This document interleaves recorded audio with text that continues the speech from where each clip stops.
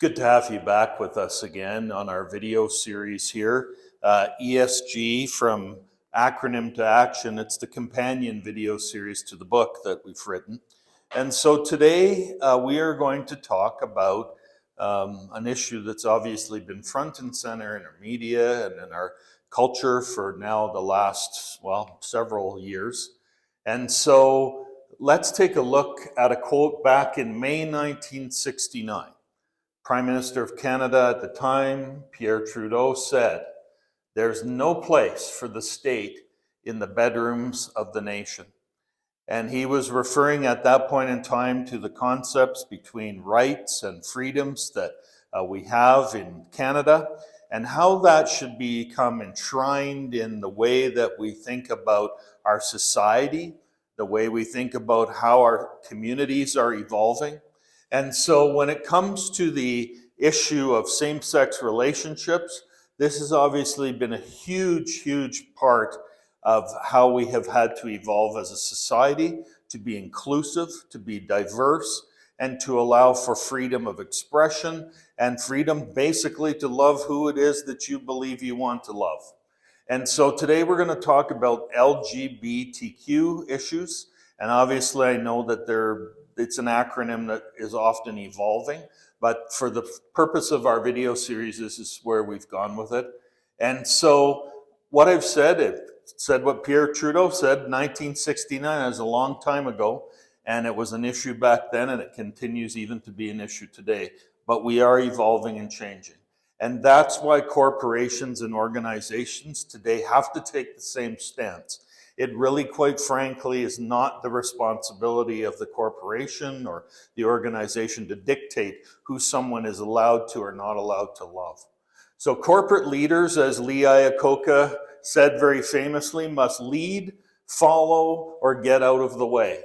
And so on issues of equality and diversity, this is something that's becoming very important. Corporate leaders need to decide what stand they're going to take, because you can't be wishy-washy anymore. I'm going to keep hammering on this, but it's so important in terms of ESG. The proliferation of social media has brought us to the place where we have to think very seriously about these issues, like the environment and a response to social issues. We can't just sort of shove them off, sweep them under the rug, and hope that they don't exist and they'll go away, because they won't. Social media has made sure that we have to be able to respond immediately, properly, and in the right way to these issues. Remember back, in our video series previous to this, we talked about Indigenous relationships. And so when we discussed that, we said that the concept is there behind all social action, that we want others, to treat us in a certain way, obviously very well. We need to then reciprocate by treating them in a respectful and caring manner as well. That's how we build community. And so in terms of the LGBTQ community, this is really critical as we begin to develop our corporate operating philosophies. So government and corporations, I've said it now a couple times and I'll just repeat it again, they cannot and really absolutely should not be mandating who someone chooses to love and have a relationship or partnership with. Okay, so now as we move through, we have to understand that integration is going to be a natural course of action. So all your stakeholders are treated equally and equitably. Then you don't have to be worried or concerned about leaving someone out or treating someone differently. This is very important. When we begin to discuss stakeholders, that's not just people that are our employees. It's not just people that work at our office. When we discuss stakeholders, this is critical to understand that our shareholders, our investors, the outside community, government agencies with whom we come into contact with, our teammates that work with us in our corporations. Stakeholders is a big word, but we need to make sure that all stakeholders are marching the same way. We've had a recent issue happen here in Calgary where it was a total shock and surprise to many people, as a main producer of food here in the city, had some very unfortunate remarks in terms of LGBTQ, and it caught many people off guard.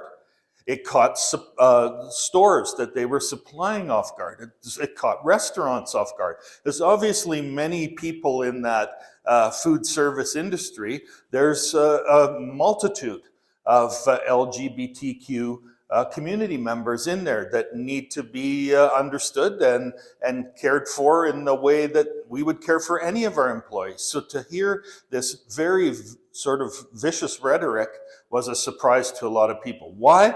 Well, I think in this instance, it's not understanding all the stakeholders.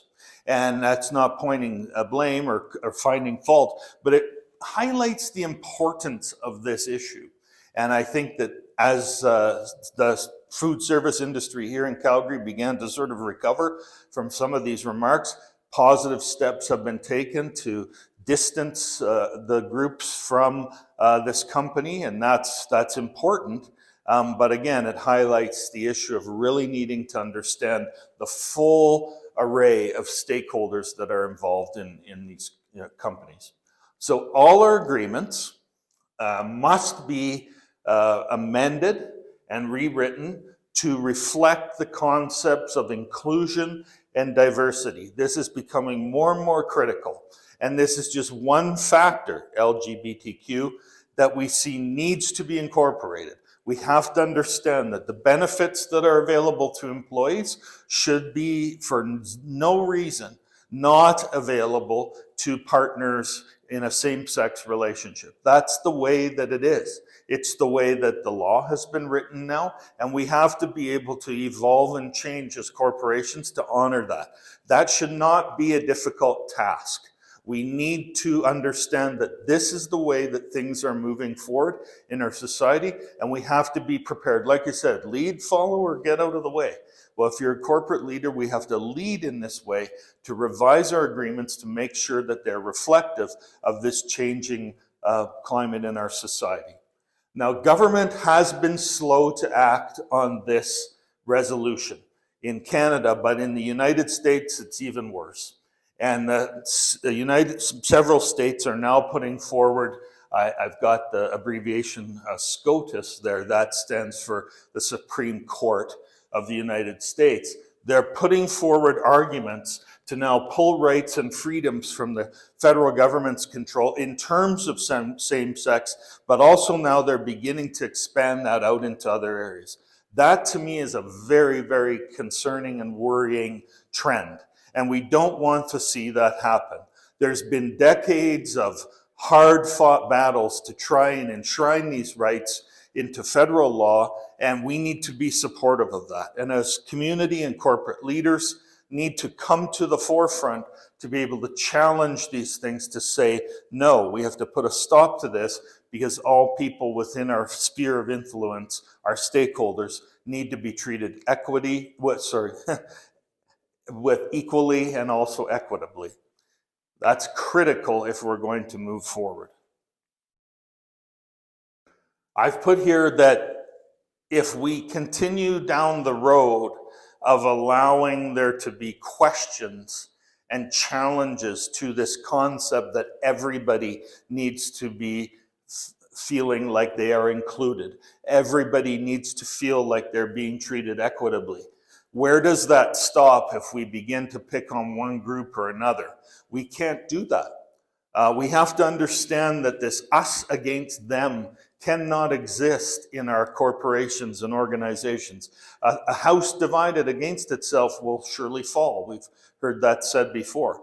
Well, that applies to our corporations and organizations as well that we find ourselves involved in. We cannot be divided. We have to make sure that we're united together on a front that allows us to be able to focus on our business, focus on our operations, not focus on the perceived differences that we may or may not have amongst the people that we work with. So the terminology sometimes, like I said, evolves, and it might be a bit confusing, but the main task of this is to make sure that people who need help, they need assistance, in terms of long-term disability, in terms of death benefits, medical benefits. If they need it, they get it. And part of the Canadian social fabric ensures that. It ensures that all are respected and offered the same level of benefit, but we have to ensure that we're living that in the agreements that we have within our companies and our corporations. If we aren't, they need to be changed, because obviously society is evolving and we need to evolve with it. Corporations and organizations they have to ensure that they do not discriminate at all against the members of the LGBTQ community in terms of any workplace benefits. And we have to ensure that all policies are updated and reflective of this. And that's something, again, like I had said before, you can't just sweep these things, well, maybe, I'm not sure, it'll maybe go away. It's not possible, okay? Again, social media, the interaction of community now, being able to have real-time information. We need to ensure that we're moving forward and evolving, and that what needs to be changed is changed to be reflective of a climate of inclusion, diversity, and equality. We need to also make sure that we have an open door policy within our companies and our organizations regarding disclosure by members of the LGBTQ community in terms of any harassment issues or perceived harassment issues that might occur on the job. Okay, and this goes to all different levels of your corporation or organization in terms of any employees. It's our responsibility to ensure that employees, the people that we work with, the people that we see every single day, feel like they are included, like they are part of the team, they're treated with equality, they're treated equitably, and we all work together towards a common goal. If anybody at any time in our organizations feels like they are being harassed or bullied or picked on, our companies have to have the open door policy that allows for that to be investigated. It's important to investigate it, because not just for the person who feels like they're bullied, but in terms of the person that they feel is bullying them. It's all part of ensuring that we continue to go the same way as a team and as a community. And if we're not doing that, that's where the problems and the issues can arise. I'm going to say it probably several times in these videos. The key to ESG, at the heart of ESG, is community. I believe that very, very strongly. The actions that we take in terms of the environment, in terms of social action, in terms of corporate governance, they affect our community and they affect how we respond to the community at large, where we find ourselves living and working and operating. And so in terms of LGBTQ, it's really not complex.